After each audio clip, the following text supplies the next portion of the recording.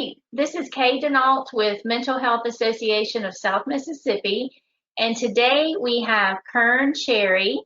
Kearn and I have known each other for quite some time now, and Kearn's been on the board for Mental Health Association for many years. So we appreciate all your service. And Kearn, tell us a little bit about yourself. Okay. Well, I am an entrepreneur.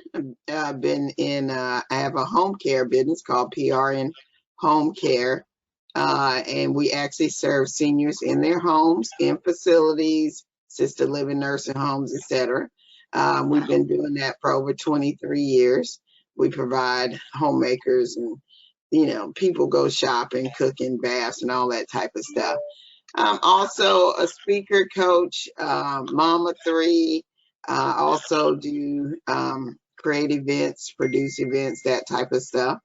I'm actually originally from Biloxi, Mississippi, so been back home a long time now. And yes, I think I've been on the board since either 2005 or 6.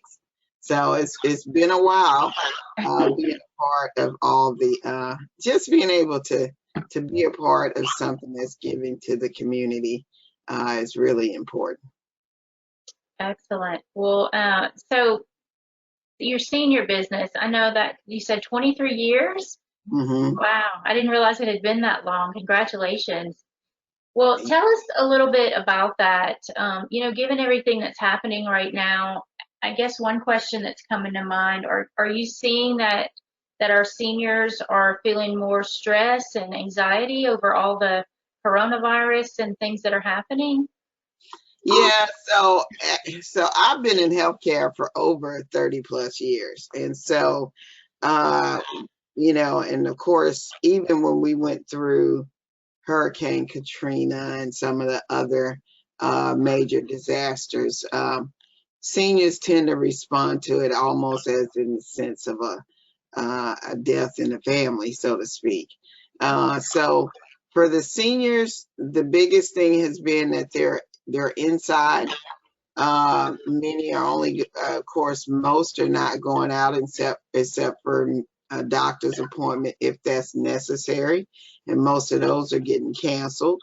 We still have several of many of our aides are out seeing people in their home, but the ones that are really kind of have stressed me and probably the caregivers are the fact that we can't see anybody in facilities. We can't actually, see and touch them, so to speak. And so that's probably been the hardest thing because, they're already isolated and many times alone anyway. And so when you take and put this on top of it, really and truly, I think for the caregivers, it's just as stressful as the loved ones that are in these facilities. And the great thing is that they eventually came up with the idea, hey, let's let them FaceTime and Skype and things like that, so that you can actually at least see that they're there and they're okay in that sense. But from a caregiver perspective, and I being a caregiver, not just professionally, but also personally, it's still not the same actually, actually seeing them in person, being able to make sure that they don't get any bed sores, that they're getting up, that they're getting bathed, that they're being fed. Typically you don't have to worry about the medication side. It's just all the things that we take for granted that you don't necessarily get to see right now. And so it's a little tough. And then with people in the home, fortunate for us, our caregivers are able to report to their to the family members and stuff. But there are just many that aren't getting any kind of reports from their loved ones. Gosh, that's got to be really difficult for people who care about folks and trying to figure out how to stay connected to them. Mm-hmm. Well, and do you, so far the ones, I mean, I'm sure you've got unique situations all over. Yeah. We can't speak for everything, but Does it seem like a lot of them have the capability to do the FaceTime and things like that? Well, it's a good time to learn and teach, is what I would tell caregivers. You know, yes, it's a little tougher as you get older to really learn these systems, but most of the time, the reason why it's harder for the senior to learn from their daughter or son or whatever is because we don't have the time. But guess what? We have time now. And we have time to sit and take a couple hours if need to walk them through the process of FaceTiming. And I think that's probably the easiest way is to FaceTime people. And I would also get them a social media page, simple Facebook or Instagram, easy so that you can post your pictures and share with them. For the seniors that are active, and of course, it's highly not advisable for them to be going out and about. I would definitely be checking on people. This is a good time to just, my husband's dad calls every day. I mean, my husband started looking at me like, dad is calling again and again. I'm like, oh, okay. I said, well, the good thing is, he's okay because he can actually pick up the phone and call and check her. And he's in his 80s, and he used to live here. Now he doesn't, but it allows him to know that his dad is okay and he's still functioning at the same level. And so I think for the seniors, I would highly advise them to just start calling people. I think we all take for granted that it's going to pass and everything's going to go back to normal. And I suspect that it is, but this is the time where you can just, that friend that you hadn't heard from. And, of course, a lot of seniors, their friends die off, but then there are a lot of that still have friends living. So it's a good time to check on your friends, call your grandchildren. If you don't have their number, tell your children to text you their number. And I would suggest that the caregivers have their children to call grandma and grandpa and just say hello. Now, for the people that live in the same town, and you've seen these little things on TV, some of the celebrities have shown, which I think is a great idea.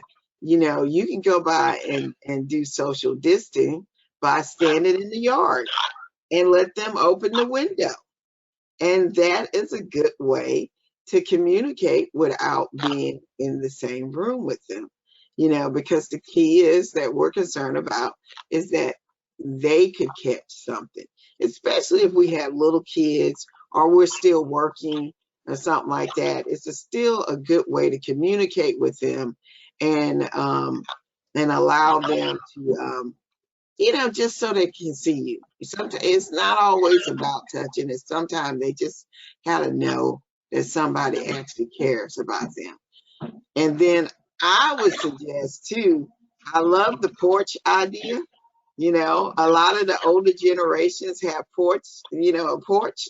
And so you just sitting on the porch a little bit and just waving. When we were growing up, we were like, why is that older person waving at me? Now it's like you get excited that you have the opportunity just to wave. That's true. It is, because sunlight, what we don't realize with staying inside, sunlight is a critical thing for living. It helps your mind and your body. It's a much needed requirement, really. So after a while, we do need to just kind of get out a little bit. And sorry about that, I hit something. And then we need to get out just a little bit. So I recommend if it's not just waving out the window and hollering at your neighbor, if you can sit on the porch, that's fine. I wouldn't do more than that, but I would highly suggest a little sunlight. I like that. I was talking to somebody recently and they said how they feel like right now people are going to build a little bit of relationships because, like you said, we do have a little more time. And even just like we've had some too much food for dinner some nights, and then we'll just run them over to my mom or my husband's mom, and so now I don't have to cook a little something, and we're not going in. We're just yesterday he brought some stuff to his mom, hung it on the doorknob, knocked, and then stepped back, and they had a little conversation. So you're right, you don't have to get right inside or any of those things that they're saying we shouldn't do, but just having that contact with someone. Even if they're not your family member. I know my daughter recently moved, and she's got older people on both sides of her, and she's seen them outside. They've had a little conversation. I'm like, you know what? That might have made that person's day. You just never know. I really think it is a good time to be a neighbor. So that's the other thing that I've seen from this is that we're probably talking to people that we've lived by for years and hadn't said a word. And now all of a sudden, we're all in the same boat. We're all having the same experience. And so it is a good time that you can just say hello. And yes, I do recommend.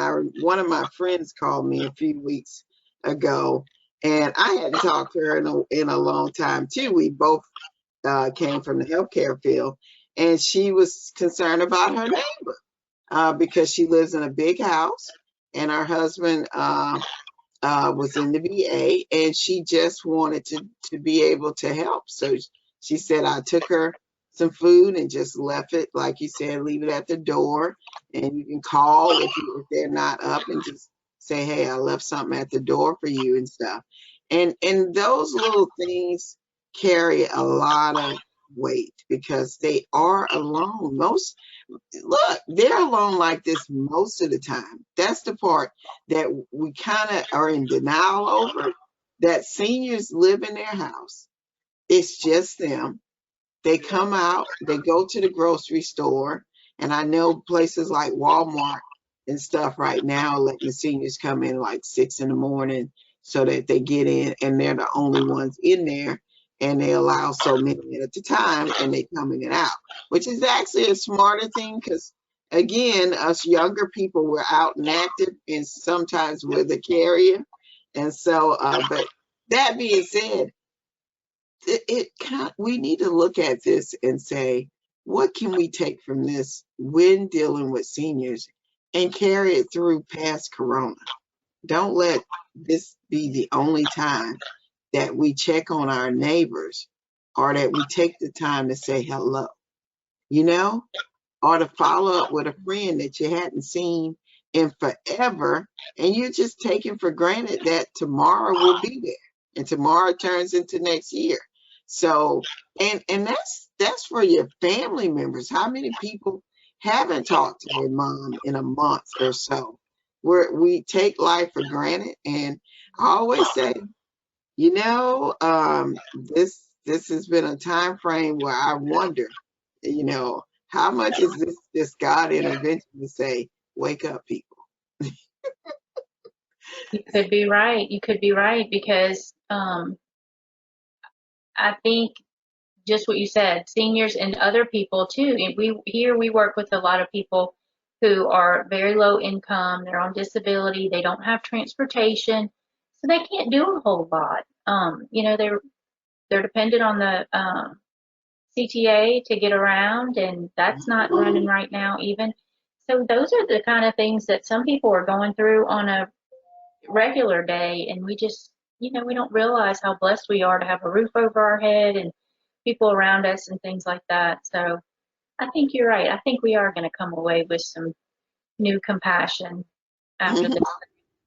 Yeah, I really do. And I want to say it's organizations like the Mental Health Association, because of what we've done in the past with helping with the homeless.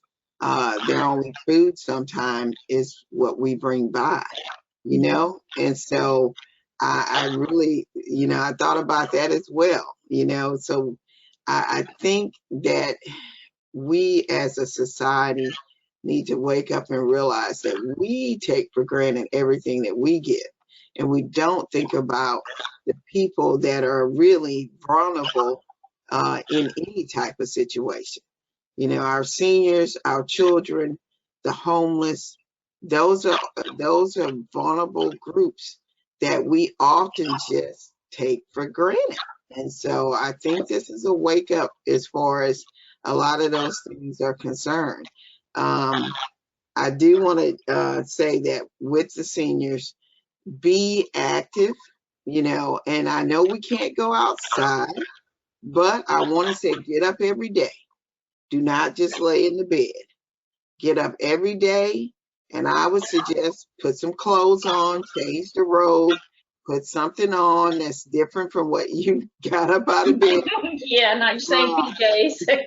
Yes. Brush your teeth, wash your face, all the things. I'm telling you, we take all this for granted. But it's important, you know, that you get up and stretch and walk. And look, you can walk. You can take a portion of your house, and I can testify to this because I have my own breathing problem.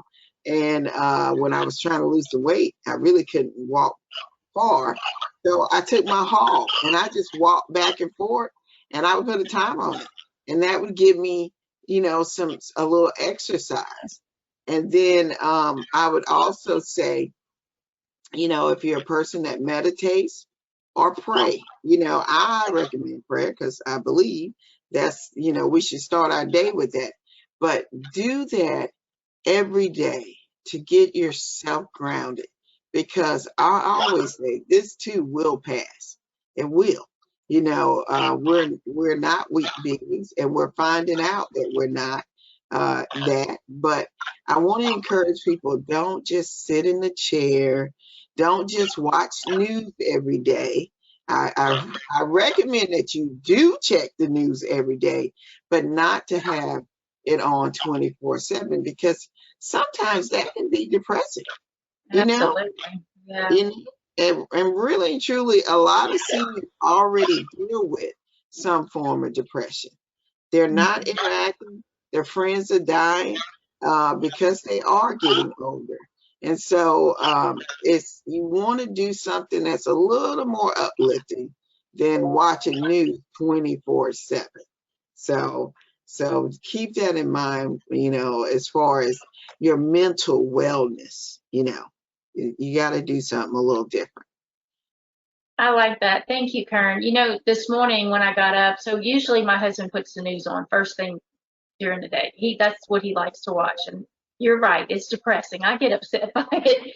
So this morning I got up and I just turned on the music, and I'm making breakfast and the music's gone, and man, I just felt so much better going into my day today. You know, sometimes on Monday I'm pretty grumpy.